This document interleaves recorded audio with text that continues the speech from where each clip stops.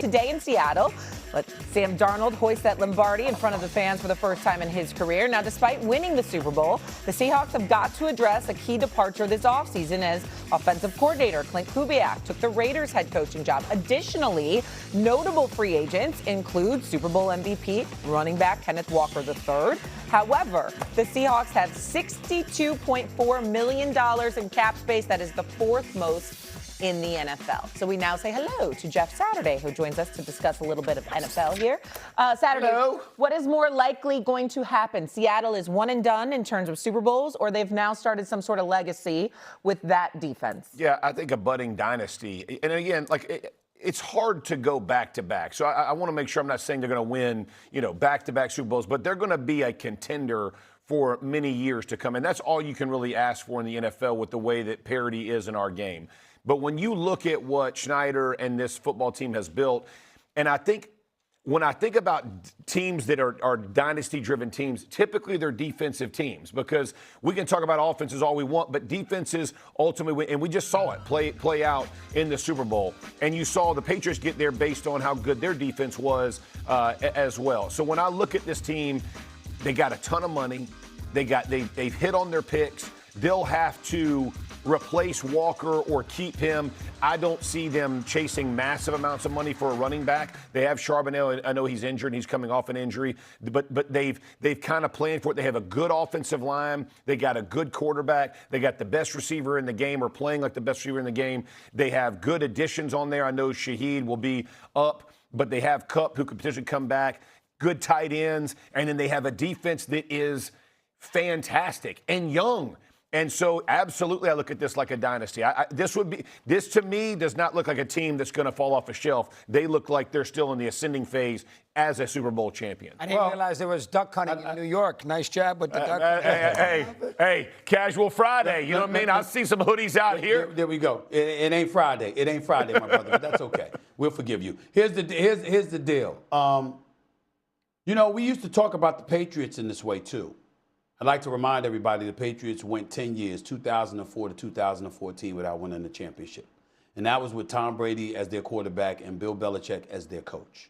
So, again, to me, dynasties talk shouldn't exist until you got a couple of chips. You don't have to have them back-to-back, but let's say like 2 and 3 years or something like that. I think we got to take that into consideration. Give Seattle a lot of credit, and Schneider, he did a lot of things right. This is his second, this is the second time in the Super Bowl. He's got a Super Bowl championship. Give him a lot of credit where credit is due. This is a man that moved on from Pete Carroll.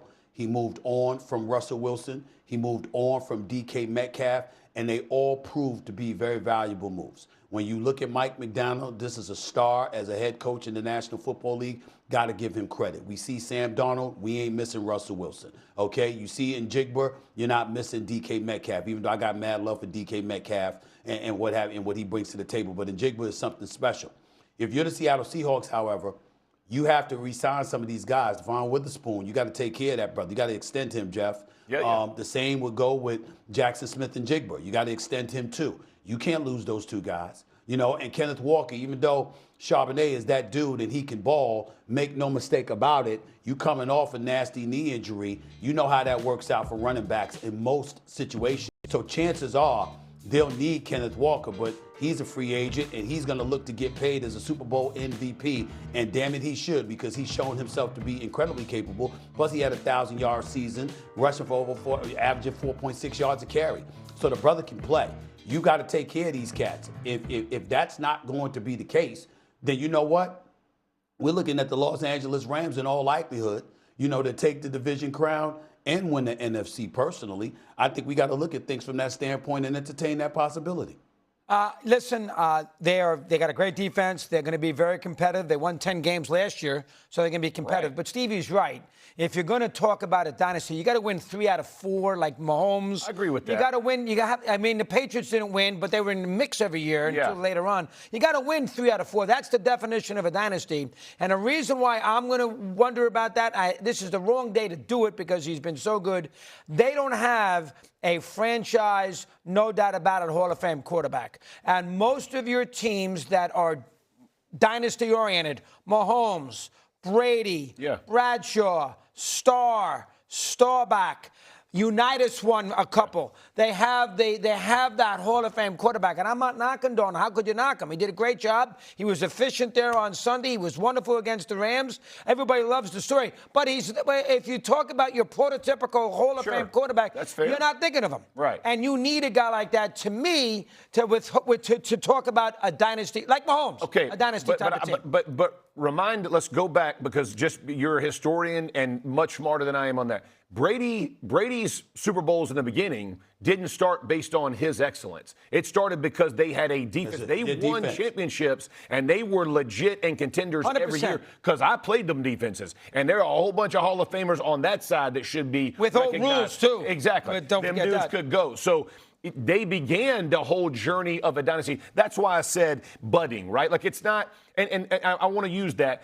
They put themselves in the position. $62 million on the cap, and the cap is going to go up as well. This team is positioned well. They're fourth in the league with money. Okay. And they got this team. Like, so the guys you're talking about, you got to pay. Yeah. You can pay them clearly and lower your cap number. The biggest win for Schneider is Sam Darnold's contract. I mean, they got him on, he is playing at a very reasonable contract for a quarterback. And he's playing to that level. So as long as guys are playing to the level of their contract, it's not like they're paying him like a Hall of Famer. They're paying him in line with what his ability was, and they won the Super Bowl on it. That's why I like where they're positioned.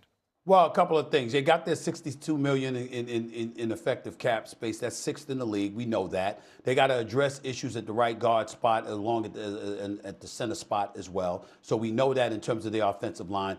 You also got a number 2 receiver in Rashid Shaheed that you got to take care of. You got to make sure you resign him, because not only is he a secondary option, a number 2 wide receiver, but he's also a Pro Bowl kick returner. So, again, the dual threat that he provides you can't ignore that. You got guys like Kobe Bryant, Rick Woolen, and obviously Walker that you got to take care of as well. I'm just looking at it from the standpoint that you got a few dudes that you want to take care of, including I talked about extending Jigba and taking care of Witherspoon as well. Those are a lot of dudes to take care of. Obviously, you've got some money to be able to do some things. So Seattle is not going to nosedive. They're not going to fall off a cliff or anything like that.